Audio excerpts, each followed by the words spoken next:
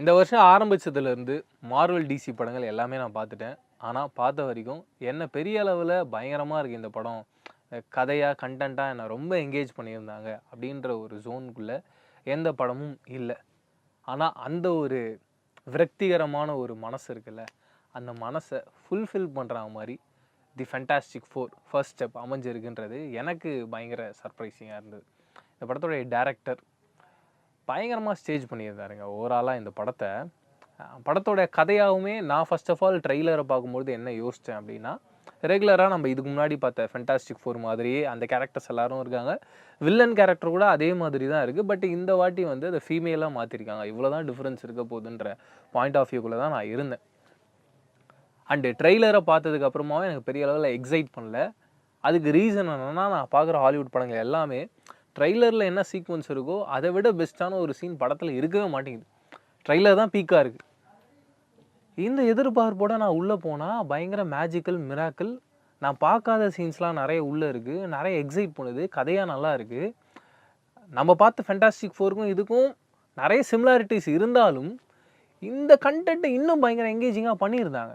நிறைய logical points இருந்தது. சயின்ஸாக நிறைய பேசுகிறாங்க. அது நம்ம புரிகிற பாயிண்ட்டுக்குள்ளே இருக்குது. இப்படி எல்லா இடத்துலையும் ஃபுல்லாக டிக்கு டிக்கு டிக்கு டிக்குன்னு போட்டுக்கிட்டே இருக்கலாம். அண்டு இவங்க கதைக்களமாக எடுத்திருக்க இந்த உலகம், இந்த இடத்த பொறுத்த வரைக்கும் ரொம்ப டிஃப்ரெண்ட்டாக, யூனிக்காக ஒரு பீரியட் ஸ்டைலில் இருக்காங்க. பட் அவங்க டெக்னாலஜியாக பயங்கர பீக்காக தான் இருக்காங்க. நம்மளை விட இன்னும் அட்வான்ஸாக தான் இருக்காங்க. பட் லுக் வைஸாக அவங்க ரொம்ப கிளாசிக்காக இருக்க ஒரு ஃபீல் இருக்குது. இப்படி ஒரு ஒரு ஏரியாவும் ஒரு ஒரு லேயராகவும் ஓவராலாக இந்த கதையை ஸ்டேஜ் பண்ண விதம் இந்த படத்துக்கு ஒரு பெரிய ப்ளஸ் பாயிண்ட்டாக அமைஞ்சிருந்தது. அண்ட் படத்தில் நடிச்சிருக்க மிக முக்கியமான 4 கேரக்டர்ஸ், 4ன்னு சொல்லக்கூடாது, 5வது கேரக்டர் ஒன்று பண்ணியிருக்காங்க. அந்த 5வது கேரக்டருக்கு அவங்க கொடுத்துருக்க எஃபர்ட் அண்ட் இப்போ இருக்க ஏஐ டிஏஜிங் டெக்னாலஜியை எப்படிலாம் யூஸ் பண்ணியிருக்காங்க. மிக முக்கியமாக அந்த ஏஐ தொழில்நுட்பத்தை ஒரு குழந்தை மேலே யூஸ் பண்ணும்போது அந்த எந்தளவுக்கு லைவாக அதோட அவுட்புட்டை எடுக்க முடியுன்றதை அவங்க ட்ரை பண்ணியிருக்காங்கன்றத எல்லா வகையிலுமே பார்த்து பயங்கரமாக என்ஜாய் பண்ணியிருந்தேன். அதை பெஸ்ட் அவுட்புட்டை கொடுத்துருந்தாங்க. அண்டு ஐடியாவாகவும் நிறைய விஷயங்கள் புதுசாக எக்ஸ்ப்ளோர் பண்ணியிருந்தாங்க. மிக முக்கியமாக காமிக்ஸில் இருக்குது. அது படமாக மாற்றுறாங்க அப்படின்றது ஓகே. பட் நம்ம ஏற்கனவே நான் பேசியிருந்தேன், ஃபேண்டாஸ்டிக் ஃபோராக இருக்கட்டும், எக்ஸ்மேனாக இருக்கட்டும், அண்டு அவெஞ்சர்ஸாக இருக்கட்டும், இது எல்லாமே ஒரு யூனிவர்ஸ்குள்ளே இந்த வாட்டி அவெஞ்சர்ஸ்குள்ளே கொண்டு வர போகிறாங்க அப்படின்னு. அப்படிப்பட்ட மிக தரமான என் கிரெடிட்ஸ் இருக்குது. பட் போஸ்ட் என் கிரெடிட் கண்டிப்பாக அவங்களை சர்ப்ரைஸ் பண்ணாது. ஏன்னா நான்லாம் இதை பார்க்க வாடா இவ்வளோ நேரம் உட்காந்துட்டு இருந்தேன் அப்படின்ற மாதிரி இருந்தது. அண்டு படத்தோட ஃபஸ்ட் ஹாஃபில் அவங்க ட்ராவல் பண்ண விதம், ஃபஸ்ட்டு ஒரு 20 மினிட்ஸ் கண்டிப்பாக அவங்க எல்லா கேரக்டர்ஸும் எக்ஸ்பிளைன் பண்ணணுன்னு ஒரு டைம் எடுத்துக்கிறாங்க. அது ஸ்லோவாக லேகாக இருக்குது. எப்போது அடுத்த கிரகத்துலேருந்து ஒரு ஃபீமேல் கேரக்டர் உள்ளே வருதோ அதுக்கப்புறமா இந்த கதை சூடு பிடிக்க ஆரம்பிக்குது. அதுக்கப்புறம் மிக முக்கியமான ஒரு வில்லன் கேரக்டரை ரிவீல் பண்ணுறாங்க. எனக்கு தெரிஞ்சு அதெல்லாம் கண்டிப்பாக அவெஞ்சர்ஸ் வரும்பொழுது ஒரு பெரிய ட்விஸ்ட் அண்ட் டர்னாக சர்ப்ரைசிங் எலமெண்ட்டாக இருக்க போகுதுன்றதுல சந்தேகமே இல்லை. நிறைய பாயிண்ட்ஸு, நிறைய டாட்ஸை ஓவராலாக கனெக்ட் பண்ணி விட்டாங்க இந்த கதையாக நான் பார்க்கும்போது. கிராஃபிக்ஸ் ஸ்பீக்கில் இருந்தது. ஃபைட் சீக்வன்ஸ் ரொம்ப அழகாக ஸ்டேஜ் பண்ணியிருந்தாங்க. அண்ட் இந்த படத்தில் ஒரு கார் வருது. கண்டிப்பாக ஆர்ட் டிபார்ட்மெண்ட்டுக்கு ஒரு பெரிய ஹேட்ஸ் ஆஃப் சொல்லி ஆகணும். ரொம்ப யூனிக்காக நல்லா ஸ்டேஜ் பண்ணியிருந்தாங்க. அண்டு நம்ம காமிக்ஸில் பார்த்த அதே மாதிரியான காரு இன்னும் கொஞ்சம் அட்வான்ஸ்டாக பண்ணால், இன்னும் அட்வான்ஸ் வேர்ஷனில் இருந்தால் எப்படி இருக்குன்ற அந்த ஐடியா, இது எல்லாமே ரொம்ப எக்ஸ்ட்ராடினரியான ஒரு அவுட்புட்டாக வெளியில் வந்து. மியூசிக் சூப்பராக இருந்தது, சினிமாட்டோகிராஃபி சூப்பராக இருந்தது. எனக்கு என்னென்னா, நான் பார்க்குற எல்லா சூப்பர் ஹீரோஸ் படத்துலையும் நான் என்ன எதிர்பார்ப்பேன்னா, ஏதாவது ஒரு அப்டேட்டை நம்ம தெரிஞ்சுக்கணும், இல்லை அவங்க கொடுக்குற கண்டென்ட் நம்ப வைக்கிற மாதிரி இருக்கும்.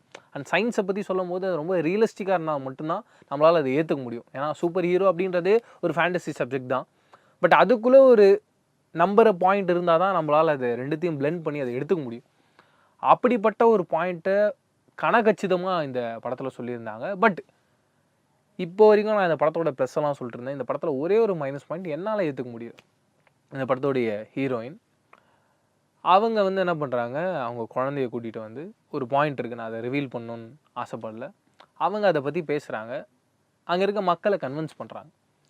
சிம்பிள். வில்லன் என்ன கேட்குறான்னா, உங்ககிட்ட ஒரு பொருள் இருக்குது, அந்த பொருளை என்கிட்ட தா அப்படின்றான். அதுக்கு பதிலாக நான் இந்த உலகத்தை விட்டுடுறேன் அப்படின்றான். ஆனால் இந்த அம்மா வெளியில் வந்து என்ன பேசுதுன்னா, நீங்களும் நானும் ஒன்று தான், காந்தி பிறந்த மண்ணு தான், தின்னு பாரு பண்ணு தான் அப்படின்ற ரேஞ்சில் ஒரு டைலாக் பேசுகிறாங்க. இதை பார்க்கும்போது தமிழ் படத்துலேயே அப்படி ஒரு டைலாக்ஸ் இருந்தால் நம்மளால் அக்செப்ட் பண்ண முடியாது. என்னடா கிரிஞ்சு பண்ணுறீங்களே, இதெல்லாம் நம்புற மாதிரி இருக்கா? ஃபேண்டசி படத்தில் எதுக்குறா இதெல்லாம் கேள்வி கேட்குறேன்றது நீங்கள் கேட்குற பாயிண்ட் எனக்கு புரியுது. என்ன இருந்தாலும் அது நம்புற மாதிரி இருந்தால் தானே நம்ப முடியும்.